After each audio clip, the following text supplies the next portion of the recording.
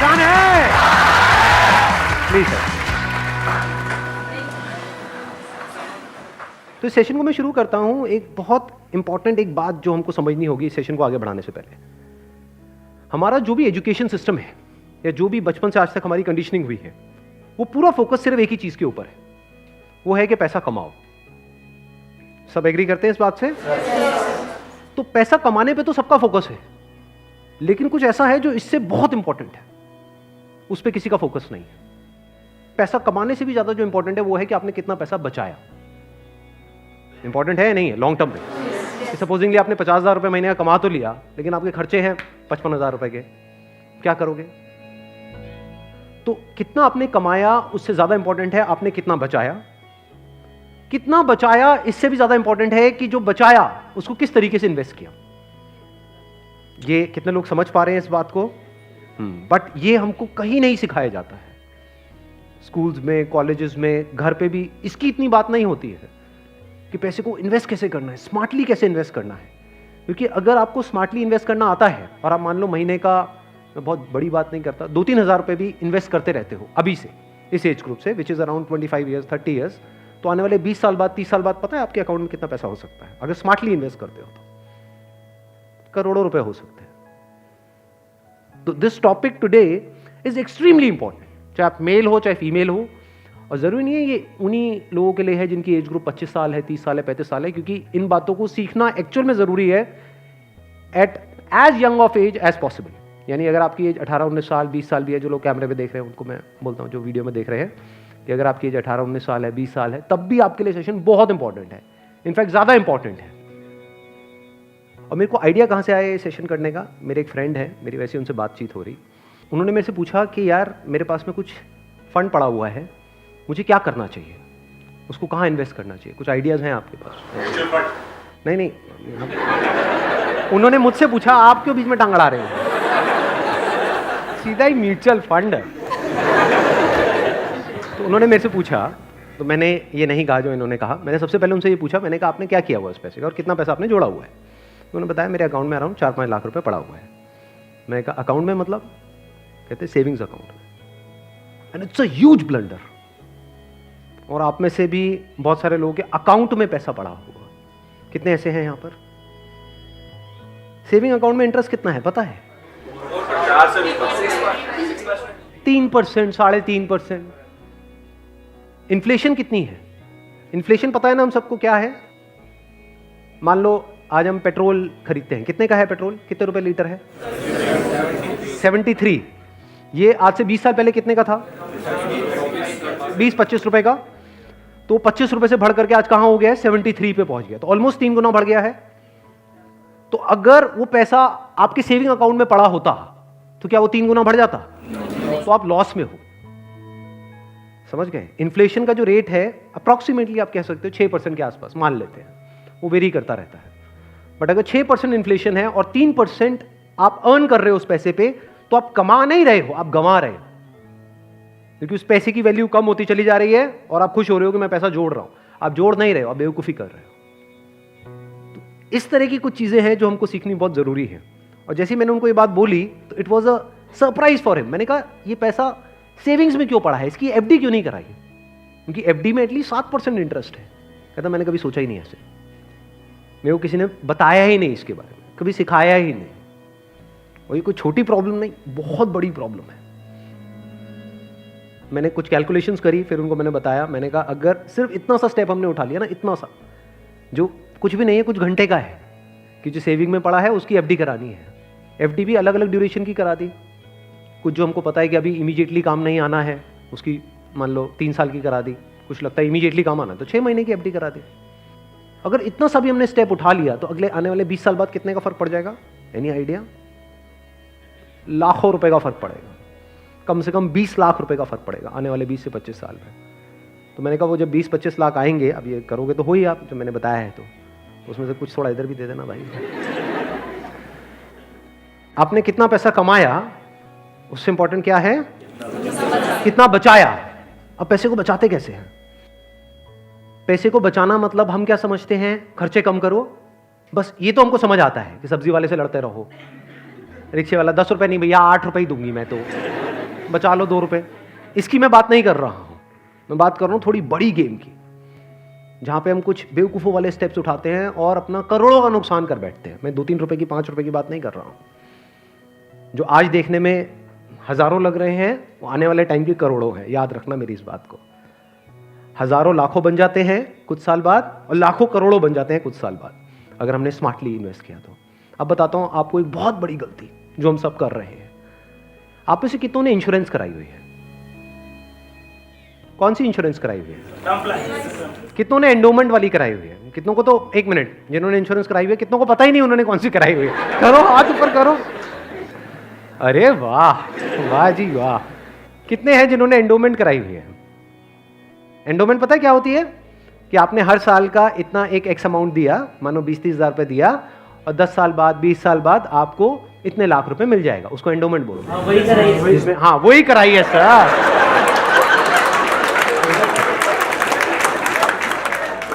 क्या sir endowment पेंडोमेंट बोलते हैं? सीधी बात करो ना।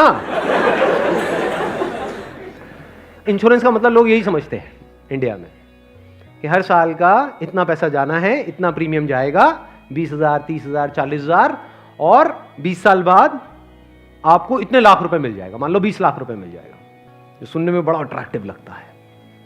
बेवकूफों वाला स्टेप है ये। कितनों ने टर्म इंश्योरेंस कराई हुई है?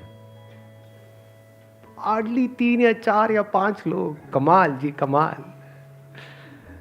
देख लो कितना बड़ा ब्लंडर है ये अभी आप सपने में भी नहीं सोच सकते। और ये आपको कोई नहीं बताएगा, ना कोई बैंक वाले बताएंगे, ना कोई इंश्योरेंस एजेंट बताएगा, ना आपका कोई दोस्त बताएगा, क्योंकि जब पैसा बीच में आ जाता है तो यारी दोस्ती सिर्फ नाम की होती है। दारू पी रहे हो, ओ तुम मेरा भाई है, मैं तेरे साथ में कभी कुछ गलत नहीं कर सकता, ले तू एंडोमेंट करा, ओ तू मेरे पे छोड़ दे यार। और आपको पता ही नहीं आपका कितना बुरी तरीके से कटा है। तो अब ध्यान से समझना, ये जो टर्म इंश्योरेंस है ये आपको कराने के लिए कोई नहीं बोलेगा। क्यों? क्योंकि इसमें जो इंश्योरेंस एजेंट है उसको पैसा ना के बराबर मिलेगा। जो एंडोमेंट प्लान्स होते हैं, जो यूलिप्स होते हैं, उसमें उनको अच्छा खासा कमीशन मिलता है, कुछ केसेस में 30% तक भी मिलता है। अगर आपने मानो 20,000 की इंश्योरेंस कराई तो 30% कट गया आपका। आपका कट नहीं गया है, पैसा आपका कट गया है। 6,000 रुपए गया। अगर 6,000 रुपए वैसे कहीं पे खो जाते हैं या नहीं मिलते हैं या कोई लेकर के आपसे भाग जाता है, कितने दिन तक टेंशन रहती है? मजे की बात क्या है, आपको पता ही नहीं है कि आपके साथ क्या हुआ है। ये जो टर्म इंश्योरेंस होती है इसमें ना के बराबर कटता है। इसमें बस एक पॉइंट होता है जिसको सुनते ही आप लोगों को झटका लगेगा, जिनका कन्वेंशनल माइंडसेट है। टर्म इंश्योरेंस क्या होती है कि आप इतना पैसा देते रहो, मानो आपने 10 साल दिया, 20 साल दिया, 30 साल दिया, 30 साल बाद आपको 1 रुपए भी वापस नहीं आएगा। ओ सर, ये क्या सर, वापस नहीं आएगा तो फायदा क्या है? इंश्योरेंस किस लिए होती है? किस लिए होती है? कि कल को आपको कुछ हो जाए। ये बेसिक सी बातें बता रहा हूं आपको, ये नहीं पता है लोगों को। अभी देख लो कितनों ने हाथ उठाया था। बेसिक सी बात समझो, इंश्योरेंस का जो मतलब होता है वो होता है कि अगर आपको कुछ हो गया तो आपकी फैमिली को इतना पैसा मिल जाए कि उनको टेंशन ना हो। मान लो आप अर्निंग मेंबर हो फैमिली में, आप महीने का मान लो 30,000 कमा रहे हो, 40,000 कमा रहे हो, तो इंश्योरेंस का मतलब क्या है कि अगर आपको कुछ हो जाए तो आपकी फैमिली को इतना पैसा मिलना चाहिए कि उनके पास 40-50 हज़ार रुपये आता रहे। ये जो पॉलिसीज होती हैं, एंडोमेंट, यूलिप और ये सब जितनी भी होती हैं, इसमें कवर बहुत कम होता है। कवर का मतलब समझते हैं हम? कवर मतलब लाइफ कवर, जितने की कवरेज हुई है। कि अगर आप मानो 50,000 का प्रीमियम दोगे तो आपको कवरेज मिलेगी, अलग अलग प्लान में अलग अलग होती है, मान लो 10 से 20 लाख रुपए की। मान लो अगर आपको 20 लाख रुपए मिल भी गया आपकी फैमिली को आपके जाने के बाद में, अगर आप साल का 50,000 दे रहे हो तो इसका मतलब अच्छा खासा कमा रहे हो, मान लो लाख रुपए महीने का कमा रहे हो, तो क्या उस 20 लाख रुपए में आपकी सारी जो भी फैमिली की प्रॉब्लम्स है वो सारी सॉल्व हो जाएगी? तो करा क्यों रहे हो ऐसी इंश्योरेंस? बस लालच, कितने साल बाद इतना पैसा मिलेगा? 20 लाख को अगर आपकी फैमिली आपके जाने के बाद में बैंक में रखती है, वहां से कितना इंटरेस्ट आएगा? मान लो 7% भी आ जाता है। 7% कितना होता है? 1,40,000, 20 लाख पे महीने का कितना हुआ? 12,000 रुपये महीना। चलो 1 लाख भी हटा देते हैं। अगर आपकी सैलरी 50,000 थी तो क्या 12,000 रुपये महीना बहुत है आपके लिए, आपकी वाइफ के लिए, आपके बच्चों के लिए, आपके मदर फादर के लिए, सबके लिए बहुत है? बिल्कुल। तो फिर ऐसी इंश्योरेंस हम क्यों कराते हैं? क्योंकि हम इन चीजों में कभी दिमाग ही नहीं लगाते हैं। कोई और हमारे लिए दिमाग लगा रहा होता है, कोई एजेंट या फिर बैंक वाले फोर्स कर रहे होते हैं। आजकल ये नया ट्रेंड चल गया है कि आपके बैंक अकाउंट में थोड़ा सा भी पैसा पड़ा होगा तो बैंक से फोन आ जाएगा। हो रहा है ऐसा है? नहीं हो रहा है कि क्यों रखा हुआ है, ये करा लो ना, वो करा लो ना। अब वो क्या करवाने को बोलेंगे आपको, जिसमें आपका फायदा है, जिसमें उनका फायदा है। इस बेसिक सी चीज को समझ लो। तो टर्म इंश्योरेंस के लिए आपको कोई नहीं बोलने वाला। उल्टा अगर आप बोलोगे तो वो लोग मना ही करेंगे, आपको कहेंगे इसमें मिलना तो है नहीं, फायदा क्या है। अब टर्म इंश्योरेंस का फायदा समझो। यहां पे आपने एंडोमेंट में, यूलिप में कितना दिया? 50,000 साल का, और मिला कितना? कवर कितने का है? 20 लाख का मैक्सिमम। कई कई केसेस ऐसे भी हैं जहां पे 50,000 आपने दिया और 10 लाख का कवर है, और 10 लाख रुपए कुछ भी नहीं है अगर कुछ आपको हो जाता है तो। अब वहां पर क्या है? 10,000 रुपए आप देते हो साल का, और कवर कितना है? 1 crore. 1 crore approximately, depends upon the age. But 1 crore का आपको कवर मिला। 10,000 रुपए आपने साल का दिया, 1 करोड़ अगर उन्होंने बैंक में भी रखा तो कितना आया? 60,000 महीने। 7 लाख रुपए साल का आया। महीने का कितना हुआ? अराउंड 60,000। बहुत है। अगर आप 50,000 रुपए कमा रहे हो, बल्कि 10,000 ज्यादा दे दिए। अगर आप मैं वही बोलने ही वाला था कि अगर आप जरूरत से ज्यादा लड़ते हो घर में तो आपके घर वाले खुश होंगे। चलो एक काम तो अच्छा किया जिंदगी में। तो अगर आपका बजट 50,000 का है इंश्योरेंस कराने का, तो 10,000 आपने कराई टर्म इंश्योरेंस, बिना ये सोचे कि मेरे को वापस कितना मिलेगा, क्योंकि वापस मिलने के लिए इंश्योरेंस नहीं है। इंश्योरेंस है लाइफ कवरेज के लिए। टर्म इंश्योरेंस मतलब क्या? कि आप उतना ही पैसा दे रहे हो जितने का आपको लाइफ कवर चाहिए। सिंपल। मान लो आप लाख रुपए महीने का कमा रहे हो, तो आपको कितने की पॉलिसी चाहिए? 2 करोड़। 2 करोड़ की। 2 करोड़ के लिए कितने का प्रीमियम जाएगा साल का? 20,000 रुपए। बस, इससे ऊपर 1 रुपए भी देना इलॉजिकल है। इसको बोलते हैं पैसे को बचाना। और वैसे अगर आपको 2 करोड़ की कवर चाहिए एंडोमेंट पॉलिसी में, तो कितने का प्रीमियम देना पड़ेगा साल का? 10 से 20 लाख रुपए साल का आपको प्रीमियम देना पड़ेगा। मतलब जितना कमा रहे हो उससे ज्यादा देना पड़ेगा। समझ गए क्या हो रहा है? जो कमा रहे हो वो सारा इंश्योरेंस में ही जाएगा, तब जाकर के एक ढंग का कवर मिलेगा आपको। जब मैंने भी अपने घर में बात करी टर्म इंश्योरेंस कराने की अपनी, तो उन्होंने सबसे पहली चीज यही पूछी, मेरे जो फादर है, कि ठीक है ये तो समझ आता है कि इतना पैसा जा रहा है, 20 साल बाद कितना मिलेगा? मैं कुछ नहीं मिलेगा। मैं कहा हाँ अगर कुछ हो गया तो मिलेगा। कहता अरे नहीं नहीं बेटा ये क्या बात कर। मैं कहा इसीलिए होती है इंश्योरेंस पॉलिसी, मिलेगा। इस तरह से आप ज्यादा से ज्यादा कवर ले सकते हैं। Health insurance sir? Health insurance is must. आज के टाइम में बहुत जरूरी है। नहीं तो होगा क्या? आपने पैसा बचाया, मान लो बहुत एफर्ट किया, बहुत मेहनत करी, पता नहीं क्या क्या करा, और एक एक्स अमाउंट आपने बचा भी लिया। 10 साल 20 साल काम करके मान लो 10-20 लाख रुपए आपने बचा लिया, किसी तरीके से सेव कर लिया, और अगर कोई बीमारी हो गई तो कितनी देर लगेगी उस पैसे को खत्म होने में? हफ्ता, 10 दिन, 15 दिन। कितने लोग प्रैक्टिकली मेरी इस बात से रिलेट कर पा रहे हैं? सब कर पा रहे हैं। और कितनों ने हेल्थ इंश्योरेंस कराई हुई है? रिलेट सारे कर पा रहे हैं, लेकिन हार्डली आधे लोग ऐसे हैं जिन्होंने एक्चुअल में अपनी हेल्थ इंश्योरेंस कराई हुई है। और हेल्थ इंश्योरेंस भी मुझे लग रहा है ज्यादातर ने तो नाम के लिए करा रखी होगी। कितना कवर है? क्योंकि अगर आप कवर ज्यादा भी लेते हो तो प्रीमियम आपको बहुत ज्यादा नहीं देना पड़ता है, मार्जिनली एक्स्ट्रा होता है। उसमें आपकी पूरी फैमिली कवर हो जाती है। मतलब आप, आपकी वाइफ, आपके बच्चे सारे कवर हो जाते हैं। इसको आप हेल्थ इंश्योरेंस कहो, मेडिकल इंश्योरेंस कहो, मस्ट है ये होनी ही चाहिए। ज्यादातर ऐसे केसेस में क्या होता है, जिन्होंने कोई हेल्थ इंश्योरेंस अपनी नहीं कराई होती है, क्योंकि अब छोड़ तो सकते नहीं उस पर्सन को जो हमारे साथ में है, या खुद अगर कुछ हो गया तो अब अपने आप को ये तो नहीं कह सकते कि हाँ मरते हैं। तो ऐसे में क्या होता है, एक तो सेविंग्स आपकी खत्म होती है बड़ी तेजी से, दूसरा क्या खत्म होता है, और क्या होता है? लोन लेना पड़ेगा, उधार लेना पड़ेगा। उस उधार को चुकाने का मतलब क्या है? कि आप कभी जिंदगी में दोबारा सेव कर ही नहीं सकते। समझ रहे हो ये प्रॉब्लम कितनी बड़ी है और कितनी कॉम्प्लिकेटेड है ये? कि मतलब जिंदगी में कभी आप पैसा जोड़ ही नहीं पाओगे, क्योंकि जो कमाओगे अब वो सारा उधार चुकाने में लगता रहेगा। या तो आप लोन लोगे बैंक से, या अपने किसी दोस्तों से, यहां से वहां से, जिससे भी लोगे। अगर नहीं दोगे उनको वापस तो दोस्ती खराब करोगे। और एक और जब बात यहां तक आई है तो एक और चीज, एक और गलती हम करते हैं, we want to make quick money. उससे हमेशा बच करके रहो। जहाँ भी क्विक मनी की बात हो रही हो, भैया इतना पैसा लगा दो, इतने टाइम में इतना पैसा मिल जाएगा, ये हो जाएगा वो हो जाएगा, वहाँ से भाग जाओ, उल्टे हो जाओ और भाग जाओ वहाँ से, रुकना मत गलती से भी। ऐसी बहुत सारी स्कीम्स चल रही हैं मार्केट में, अनलिमिटेड, और करोड़ों लोगों ने अपने पैसे गंवाए हैं इन चक्करों में। अब आते हैं एक दूसरे एस्पेक्ट पे कि चलो हमने स्मार्टली पैसे को जोड़ा। कब जोड़ा? जब फालतू की जगह पे हमने पैसे को ब्लॉक नहीं किया। जैसे अगर आपने कोई एंडोमेंट प्लान ले लिया इंश्योरेंस का, जहां पे आपका साल का 50,000 रुपये जा रहा है, तो 50,000 रुपये तो आपका ब्लॉक हो गया अगले 20 साल के लिए। समझ गए ना? तो हमने वहां पे स्मार्टली प्ले किया, टर्म इंश्योरेंस कराई, वहां से पैसा बचाया। तो अभी जो पैसा बचा, इसका हम क्या करें? क्या सेविंग अकाउंट्स में पड़ा रहने दें? No use. वो आपका पैसा बढ़ नहीं रहा है, एक्चुअल में कम हो रहा है। वहां पे जो आपके पैसे पड़े हुए हैं वो 10 साल बाद और कम हो जाएगी उसकी वैल्यू।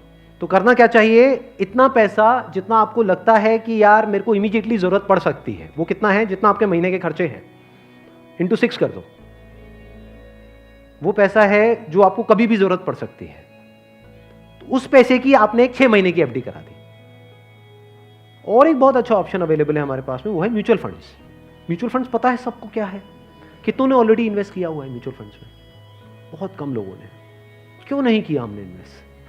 पता ही नहीं सर। नंबर 1 करेक्ट इन्फॉर्मेशन नहीं है। नंबर 2 हम डरते हैं, हमें लगता है म्यूचुअल फंड भी कोई स्कीम है कि पैसा इकट्ठा किया और कल को अगर भाग गए या बंद हो गया तो पता नहीं क्या होगा। ये पैसा आपका 100% सेफ है, because it is regulated by SEBI.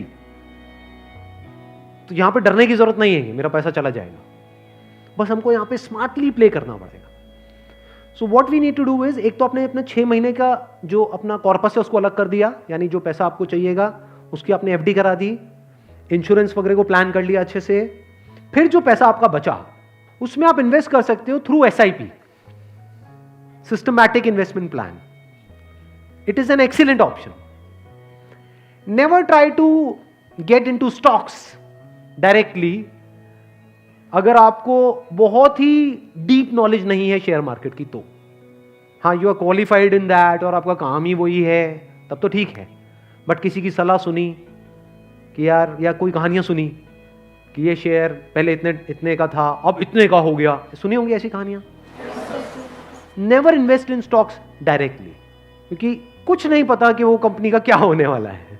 हो सकता है आपका 100 रुपये आपने पूरा जो भी आपने जोड़ा या 1 लाख रुपए आपने जोड़ा और किसी के एडवाइस पे आपने उठा करके लगा दिया, वो 1 लाख रुपए 10,000 भी रह सकता है कुछ टाइम के अंदर अंदर, पता भी नहीं लगेगा। कहते हैं ना, never put all your eggs in the same basket, in one basket. तो अब करें क्या? क्योंकि अब प्रॉब्लम क्या है, इन्फ्लेशन अगर है 6% का और एफडी में आपको मिल रहा है 7%, तो अल्टीमेटली आप कितना कमा रहे हो? 1%। 1% से क्या होगा? करोड़पति बन जाओगे? इम्पॉसिबल। तो आप क्या कर सकते हो, अपना आधा पैसा सेफ जगह पर रखो। सेफ जगह क्या है? एफडी हो गया। एफडी में भी एक और चीज है जो बहुत लोगों को नहीं पता है। वो क्या है कि ऐसे, एक तो है बैंक में आप एफडी कराते हो, एक है कुछ कंपनीज है जो क्रिसिल से या इकरा से, ऐसे ये कुछ ऑर्गेनाइजेशंस हैं, वहां से AAA रेटेड है। AAA रेटेड का मतलब होता है highly secure, as secure as a bank. वहां पर अगर आप एफडी कराते हो तो आपको 9% तक का इंटरेस्ट मिल जाता है। ये जो सुनने में लगता है ना 7% और 9%, ये अभी छोटा लगता है, लेकिन आने वाले 20 साल बाद इसकी कितनी बड़ी अमाउंट होती है अगर आप कंपाउंडिंग को बीच में ले आओ, that you can't even think in the wildest of your dreams. Compounding कितने लोगों को पता है? बहुत कम को। देखो, कंपाउंडिंग मतलब होता है जो हमको इंटरेस्ट मिलता है हमारे पैसे पे, जहां भी हम इन्वेस्ट करते हैं उस इंटरेस्ट पे भी तो इंटरेस्ट मिलता है ना। मान लो आपने 100 रुपए इन्वेस्ट किया, 1 साल बाद 20% की रिटर्न आई, तो अगले साल 120 पे 20% मिलेगा। कितना हो गया? 144। उसके अगले साल 144 पे 20% मिलेगा, 100 पे नहीं मिलेगा। और जब इसको आप इस तरीके से देखते चले जाओगे तो ये फिगर देखने में छोटी लगेगी, शुरू छोटे से होएगी, शुरू होएगी 2-3 हजार 5 हजार से, ये करोड़ों में पहुंचने में देर नहीं लगेगी। मतलब हर महीने का मैं कंजर्वेटिव भी पकड़ता हूं, अगर 2-3 हजार रुपए भी हम सेव करते हैं, उसको स्मार्टली इन्वेस्ट करते हैं, इतना सा सीख जाते हैं, तो बहुत बड़ा डिफरेंस आ जाएगा हमारी लाइफ में आने वाले कुछ साल बाद। Huge difference. तो आपको दिमाग ये लगाना है कि लॉन्ग टर्म में बेस्ट पॉसिबल ऑप्शंस क्या क्या अवेलेबल है। जैसे आप में से कितने हैं जो मैरिड हैं और जिनकी कोई डॉटर है? तो एक गवर्नमेंट की तरफ से एक स्कीम है सुकन्या योजना करके, सुना है इसके बारे में? That is an excellent investment option. Government की तरफ से सब्सिडाइज्ड है वो, तो वहां पे आप एक्सपेक्ट कर सकते हो 9% की रिटर्न जो गवर्नमेंट की तरफ से मिल रही है आपको, और हर साल का आपके ऊपर है आपको कितना इन्वेस्ट करना है। हाईएस्ट लिमिट 1.5 लाख की है, बट आपके ऊपर है। किसी साल में आपने 10,000 कर दिया, कभी 20,000 कर दिया, ऐसे आप करते रहे over a period of next 15-20 years, उसके बाद में एक बहुत बड़ा कॉर्पस उसको मिलेगा अपने एजुकेशन के लिए या किसी भी चीज के लिए, फ्यूचर के लिए। इसको बोलते हैं स्मार्ट इन्वेस्टमेंट। पैसे से पैसा कैसे कमाना है, ये एक बहुत बड़ी आर्ट है, क्योंकि ये जिसको आती है और अगर उसकी कमाई कम भी है तब भी वो आने वाले 20-30 साल बाद बिल्कुल ऐसा है जैसे कछुआ और खरगोश की कहानी। इमीडिएटली नहीं, मान लो कोई बंदा है 50,000 रुपए कमा रहा है लेकिन वो स्मार्टली इन्वेस्ट कर रहा है। दूसरी तरफ से कोई बंदा है जो 1 लाख रुपए महीने का कमा रहा है, लेकिन ना तो ढंग से पैसा बचा रहा है ना समझदारी से इन्वेस्ट कर रहा है। तो आने वाले 20-30 साल बाद ये जो 50,000 वाला है ये उससे बहुत आगे होगा, ये करोड़ों में होगा, और उस बंदे के हाथ में कुछ भी नहीं होगा। वो हो सकता है डेट में होगा, मतलब उसके ऊपर कर्जा होगा, और ये बंदा ऐसा होगा जो कर्जा देने लायक पोजीशन में होगा। ऐसा भी हो सकता है, ये अगर हम बेसिक से फंडों को समझते चले जाएं तो अब ध्यान से समझना। अब यहां पर हम कहां तक पहुंच गए थे? SIP is an excellent option. SIP का मतलब होता है कि आपने अपना एक अमाउंट फिक्स कर लिया, हर महीने का इतना अमाउंट तो एसआईपी में देना ही देना है म्यूचुअल फंड में। अब म्यूचुअल फंड कैसे चूज करें? हजारों म्यूचुअल फंड है। लार्ज कैप इक्विटी फंड को पकड़ो, वो भी कुछ वेबसाइट्स है जैसे मनी कंट्रोल है, वैल्यू रिसर्च है, वहां पर जाकर के देखो उन फंड्स की रेटिंग कम से कम 4 से 5 स्टार होनी चाहिए। कोई ऐसा फंड है उसकी 1 या 2 स्टार की रेटिंग है, मत करो उसमें, बल्कि ऐसा फंड होना चाहिए जो हर वेबसाइट पे 4 या 5 स्टार की रेटिंग हो।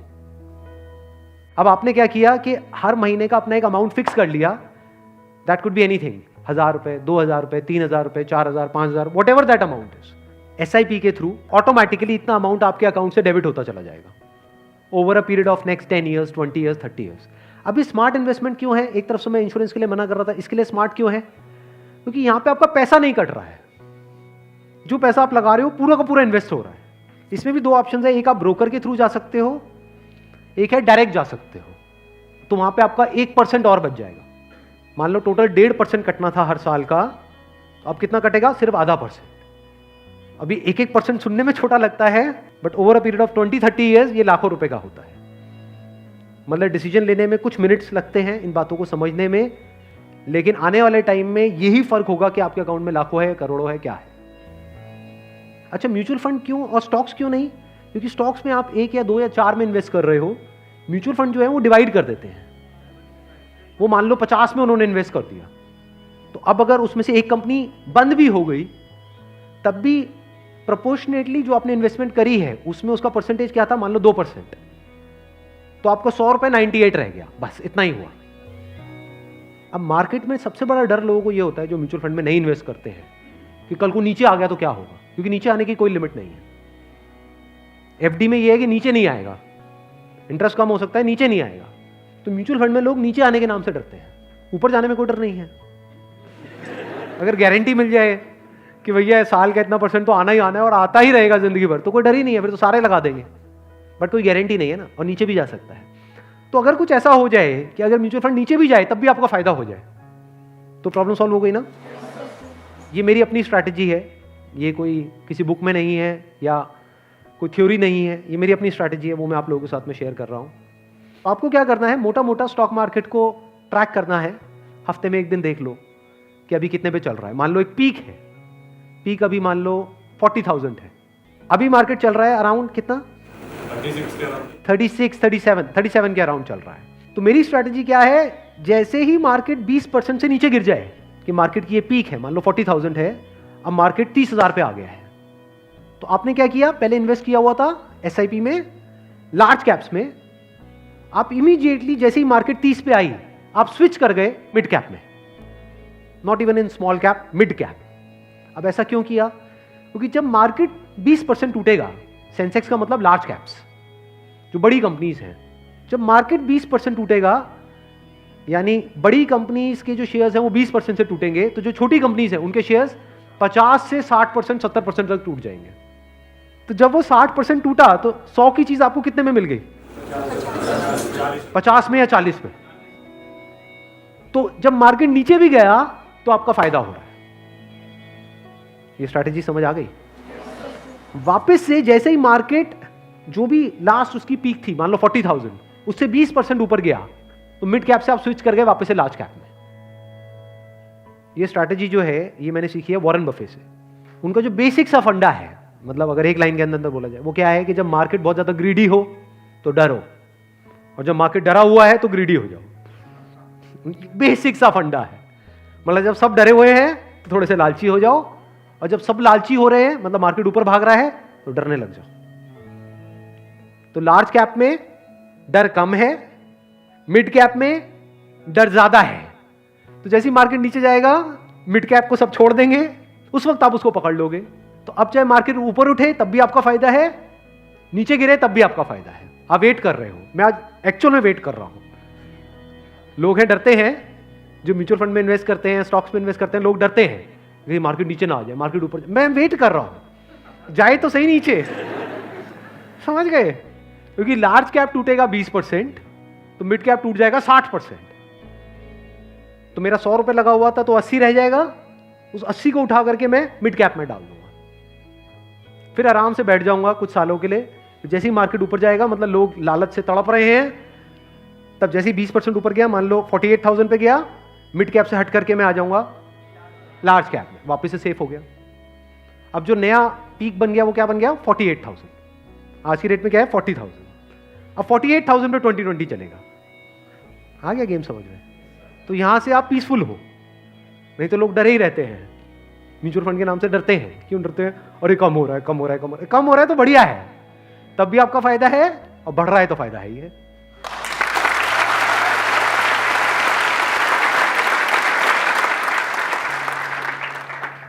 समझ गए? ये बेसिक सा फंडा है, हमेशा याद रखना। मतलब मासिस की जो साइकी है उससे आप कुछ अलग करोगे तभी आपके साथ कुछ अलग होगा, नहीं तो पूरी मार्केट रो रही होगी, आप भी बैठ करके रो रहे होंगे। अरे टूट गया, टूट गया, टूट गया, टूट गया, अरे गिर गया, गिर गया, गिर गया, गिर गया, मैं बर्बाद हो गया, मैं बर्बाद। बर्बादी में भी आपका जश्न होगा अगर इस तरह से आप समझ पा रहे हो तो। Thank you so much.